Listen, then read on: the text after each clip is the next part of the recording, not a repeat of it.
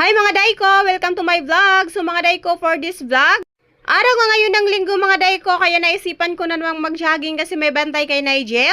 So habang naglalakad nga kami dyan, medyo madilim pa siya mga Dayko dahil 5:40 pa lang umalis na kami sa bahay.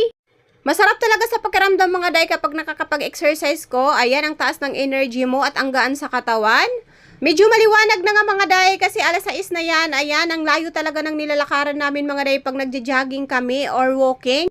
Para sulit talaga mga Day kasi Saturday, Sunday lang talaga kami nakakapag-walking kasi nga wala ngang bantay kay Nigel, si Gwen pag pumapasok sa school. Ang itim-itim nga dyan ng langit mga Day, parang uulan na naman, sana hindi kami maabutan ng ulan.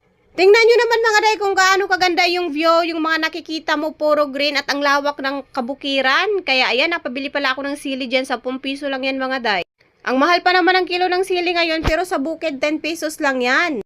Tingnan nyo naman kung gaano kaganda, nakaka-relax talaga mga Day, nakakawala ng problema pag mga ganyan yung mga makikita mo. Dapat nga kahapon Saturday, nag-walking din kami, dapat magva-vlog din ako, kaso pagbukas ko ng cellphone ay lubat na dahil ginamit pala ni Gwen na hindi ko alam. So ayan, syempre mamimili tayo dyan ng mga gulay kamatis dahil mura dito sa bukid. Ayan, napabili nga rin ako dyan ng repolyo.